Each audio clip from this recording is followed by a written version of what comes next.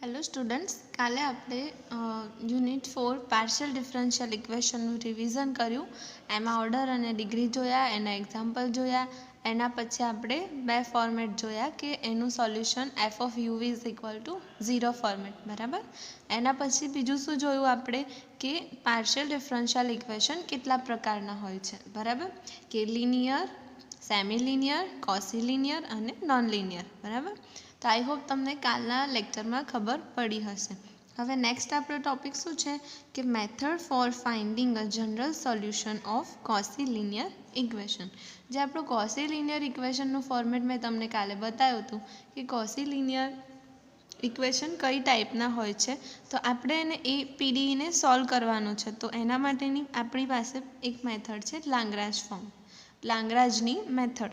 તો એ લાંગ્રાજની મેથડમાં ફોર્મ શું છે એટલે કે general form P P plus Q Q is equal to R.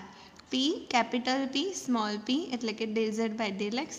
ક્યુ એટલે કે આપણા કોફિશિયન્ટ હશે ક્યુ, સ્મોલ ક્યુ શું છે del Z by del y અને ઇઝ ઇક્વલ ટુ આર, બરાબર. આપણને ઇક્વેશનમાં આપેલા હશે.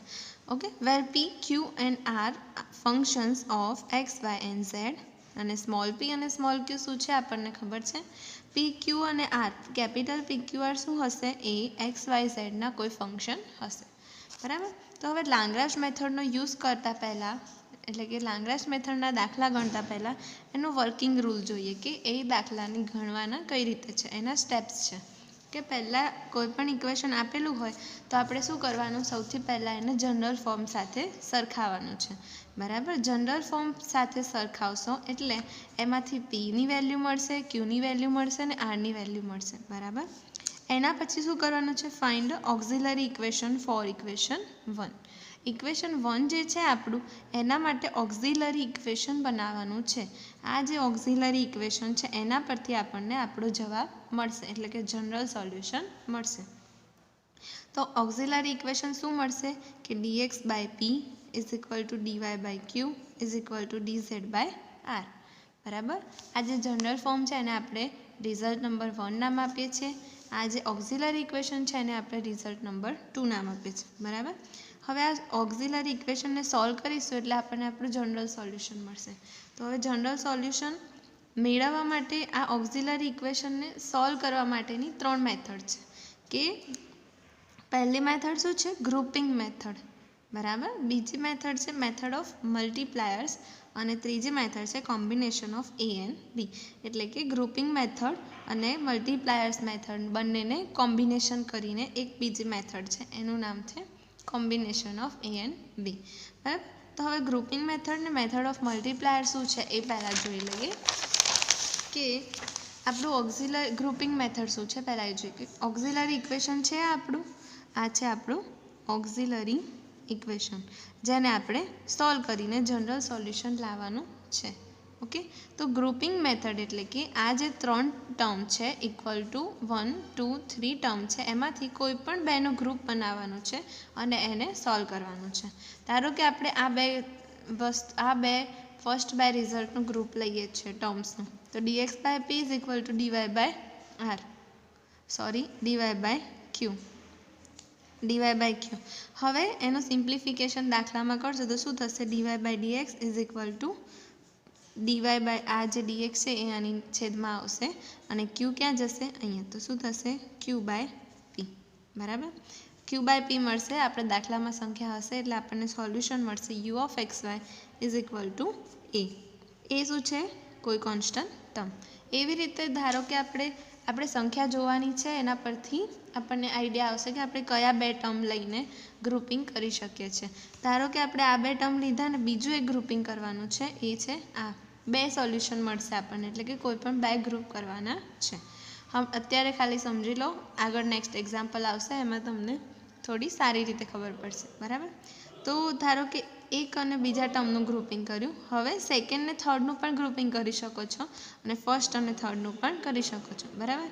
તો આપણે ફર્સ્ટ ને થર્ડનું ગ્રુપિંગ કર્યું તો આવું મળશે dz બાય dx બરાબર આર બાય પી અથવા પી બાય આર, અથવા dx બાય dz કરશો તો પી બાય આર મળશે અને આ dx અહીંયા લાવશો તો આર બાય પી મળશે, બરાબર.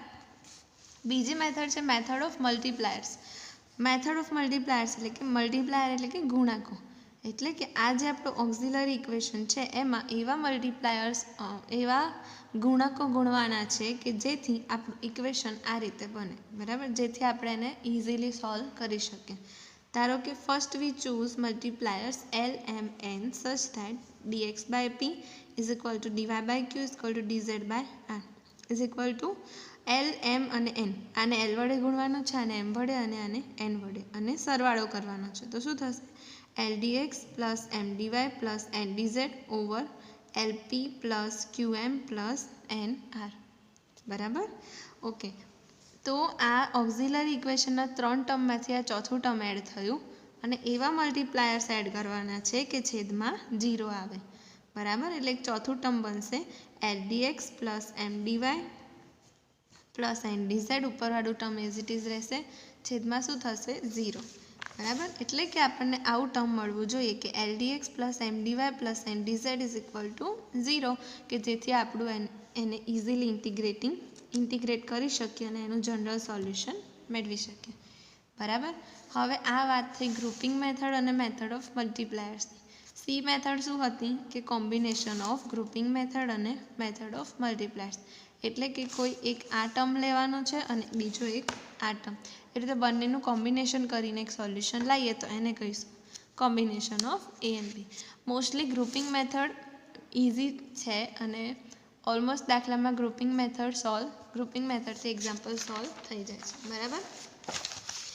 ઓકે, તો ઓક્ઝિલરી ઇક્વેશન બનાવ્યું, એને સોલ્વ કરવા માટેની 3 રીતો જોઈ. નેક્સ્ટ શું છે? Suppose u is equal two a અને v is equal two b are two solution of equation 1 which obtained by result number 2. ધારો કે આપણી પાસે બે સોલ્યુશન મળી ગયા છે કે u is equal two a અને v is equal two b. u A solution હશે, આપણને દાખલા પ્રમાણે જે અલગ અલગ સોલ્યુશન મળશે એ ઇઝ ઇક્વલ ટુ a અને b, બંને કોન્સ્ટન્ટ ટર્મ છે, બરાબર. એ બે સોલ્યુશન છે આ ઓક્ઝિલરી ઇક્વેશનના. તો હવે કમ્પ્લીટ સોલ્યુશન ઓફ કઈ રીતે લખાશે? ફાઇનલ જવાબ કે f of ab is equal to 0 અથવા f ઓફ uv બરાબર 0, એટલે કે u બરાબર એ છે, એ કોન્સ્ટન્ટ ટર્મ છે, એની વેલ્યુ આ જે છે એ મૂકવાની છે અને ઇઝ ઇક્વલ ટુ 0 લખી દેવાના છે. અથવા યુની જે વેલ્યુ હશે, અહીંયા ધારો કે x પ્લસ વાય કે c1 2x ગમે તે, તો અહીંયા c1 2x અને સેમ વાત થશે, કારણ કે u બરાબર એ છે, તો અહીંયા ab ઇઝ ઇક્વલ ટુ 0 મૂકો કે f ઓફ uv બરાબર 0 મૂકો, બરાબર. શું કરવાનું છે? પહેલાં કોઈ પણ ઇક્વેશન હોય એને જનરલ ફોર્મ સાથે સરખાવવાના છે, એટલે આપણને કેપિટલ P, Q અને R મળશે. એના પરથી ઓક્ઝિલરી ઇક્વેશન બનશે. ઓક્ઝિલરી ઇક્વેશનને સોલ્વ કરવા માટે 3 મેથડ છે: ગ્રુપિંગ, મેથડ ઓફ મલ્ટીપ્લાયર્સ અને કોમ્બિનેશન ઓફ એ એન્ડ બી. એના પછી જે બે સોલ્યુશન મળશે એ બેને આપણે કમ્પ્લીટ સોલ્યુશન તરીકે લખવાના છે. ઓકે, તો હવે આપણે એક્ઝામ્પલ જોઈએ તો તમને વધારે ખ્યાલ આવશે. તો આપણો ફર્સ્ટ એક્ઝામ્પલ આવો છે કે એક્ઝામમાં આ રીતે બહુ જ આઈએમપી આ એક્ઝામ્પલ્સ છે, ધ્યાનથી મેથડને સમજજો અને પછી ખાલી ફર્સ્ટ બે સ્ટેપ કરશો ને તો પણ તમને અડધા માર્ક્સ મળી જશે, બરાબર. એટલે કે ફાઇન્ડ ધ જનરલ ઇન્ટિગ્રલ્સ, એટલે કે general solution of the following PDS, બરાબર. આ જે પીડી આપેલું છે એનું આપણે જનરલ સોલ્યુશન લાવવાનું છે. તો શું આપેલું છે? Equation xp plus yq is equal to Z. તો પહેલાં એ જુઓ કે આ PP plus QQ is equal two R વાળું ફોર્મેટ છે? હા, છે. ઓકે, તો આપણે આને આપી દઈએ રિઝલ્ટ નંબર 1. તો શું લખીએ? ઇક્વેશન 1ને લાંગરાજના, હું બને એટલો ગુજરાતીમાં લખવાનો ટ્રાય કરું છું, લાંગરાજના જનરલ ફોર્મ, લાંગરાજના સૂત્ર સાથે સરખાવતા, અથવા તો comparing result number 1 with the general form of Lagrange's equation, બરાબર. તો શું થશે? જનરલ ફોર્મ શું છે આપણે જાણીએ છીએ, PP plus QQ is equal two R. સામે શું છે આપણું? x, અહીંયા નીચે લખો xp plus yq is equal to Z. તો આને સરખાવશો તો શું મળશે? PP એટલે કેપિટલ P બરાબર x, કેપિટલ પી અને સ્મોલ પીનું અંતર રાખજો. પી બરાબર એક્સ, ક્યુ કેપિટલ ક્યુ શું મળશે વાય અને આર બરાબર મળશે ઝેડ. તો ફર્સ્ટ સ્ટેપ આપણું કમ્પ્લીટ થયું. પી ક્યુ અને આર મળી ગયા. હવે શું કરવાનું છે આપણે ઓક્ઝિલરી ઇક્વેશન બનાવવાનું છે. તો લખીએ now auxiliary equation of result number 1 શું થશે dx બાય પી એટલે dx ચલો લખીએ dx by p d y by q is equal to dz by r. તો શું થશે therefore dx બાય પી ની વેલ્યુ મૂકો x is equal to dy by y is equal to dz by z. આ થયું આપણું ઓક્ઝિલરી ઇક્વેશન. એને આપી દો રિઝલ્ટ નંબર 2. હવે જનરલ સોલ્યુશન લાવવાનું છે. તો ગ્રુપિંગ મેથડ આપણે જોઈએ તો અહીંયા આપણે જોઈ શકીએ છીએ કે dx બાય x છે એને આપણે ઇઝીલી ઇન્ટિગ્રેટ સંકલન કરવાનું છે. સંકલન તો એવા ટર્મ ફાઇન્ડ કરવાના છે કે જેનું આપણે ઇઝીલી સંકલન કરી શકીએ. બરાબર. તો dx બાય xનું ઇઝીલી સંકલન થઈ જશે.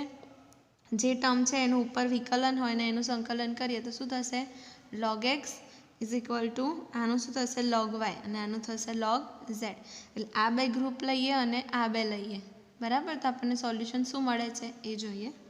ધારો કે આપણે ઓક્ઝિલરી ઇક્વેશન 2 માંથી એક ગ્રુપિંગ લઈએ છીએ dx by x is equal to dy by y. તો શું મળશે આપણને જોઈએ.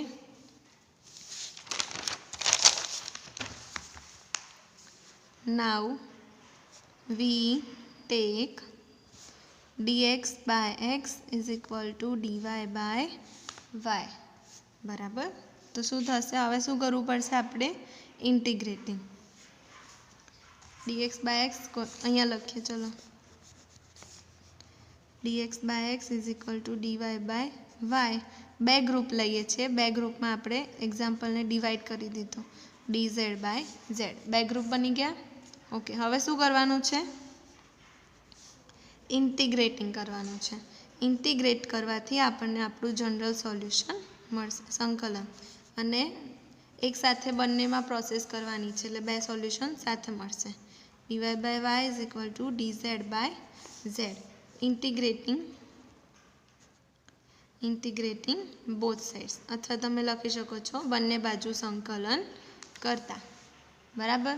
ઓકે. તો dx by x dy by y શું થશે implies log x is equal to log y plus હવે આપણે અચળાંક પ્લસ જ્યારે પણ સંકલન કરીએ ત્યારે અચળાંક એડ કરવાનો હોય છે. તો લોગવાળા ટર્મ છે તો આપણે log c1 લખી શકીએ. બરાબર. તો log c1 અને આનું શું થશે log y is equal to log z plus log c2. બરાબર. બધા ટર્મ એક્સ વાય વાળા હોય તો c1 લખો. બધા e વાળા હોય તો e(c1) લખો. અહીંયા બધા બંને ટર્મ log વાળા છે તો આપણે log c1 લખીએ. બરાબર. અચળાંક. તો શું થશે નેક્સ્ટ સ્ટેપ આપણું આનું કરીએ તો simplification log x minus log y. log y ને આ બાજુ લાવીએ તો અહીંયા શું વધશે log c1 અને અહીંયા log y minus log z is equal to log c2. હવે બે ટર્મ લોગવાળા માઇનસમાં હોય તો શું લખી શકાય ભગાશે log x by y is equal to log c1 અને log y માઇનસ z છે તો છેદમાં જશે. પ્લસ હોય તો ગુણાકાર થશે અને માઇનસ હોય તો છેદમાં જશે is equal to log c2 as it is. Okay. હવે આપણે બંને સાઈડ log કેન્સલ કરી શકીએ છીએ કારણ કે આપણે જનરલ સોલ્યુશન લાવવાનું છે. u is equal two a એટલે કે a ઇઝ ઇક્વલ ટુ કોઈ અચળાંકની બરાબર એક સોલ્યુશન લાવવાનું છે. તો બંને બાજુ અહીંયા log કેન્સલ કરીએ તો શું મળશે x by y is equal to c1 અને અહીંયા મળશે y by z is equal to c2. એટલે અહીંયા શું થશે x ઇઝ ઇક્વલ ટુ બસ હવે આપણે c1 અને c2 ની વેલ્યુ મળી ગઈ. તો શું લખી શકીએ આવું ફોર્મેટ મળ્યું આપણને u is equal two a અને v is equal two b. a અને b અચળાંકો છે એવી રીતે અહીંયા c1 અને c2 અચળાંકો છે તો આપણે લખી શકીએ આવી રીતે implies u of x y z is equal to x by y is equal to c1. યુની વેલ્યુ x બાય y છે અને v of x y z is equal to y by z is equal to c2. સમજાય છે? Okay, તો general integral લખી દઈએ. thus the general integral is, લાસ્ટમાં આપણે આ બંને આન્સર લખવાનો છે ત્યારે તમારા એક્ઝામ્પલના પૂરા માર્ક્સ મળશે. એફ ઓફ યુવી બરાબર 0 અથવા એફ ઓફ એ બી બરાબર 0. બરાબર, તો યુની કિંમત શું છે? એક્સ બાય વાય, અહીંયા આપણે લખી છે એક્સ બાય વાય અને y by z is equal to 0. શું કર્યું આપણે? આપણું આ જે છે મેઇન આન્સર એ મળી ગયો છે. ઓકે, તો શું થશે? ફરીથી એક વખત એક્ઝામ્પલ જોઈએ. એક્ઝામ્પલ આપેલો છે x p plus y q is equal to z. પહેલાં તો ચેક કરો કે p p plus q q is equal to r, એટલે કે લાંગ્રાજના ફોર્મમાં છે કે નથી.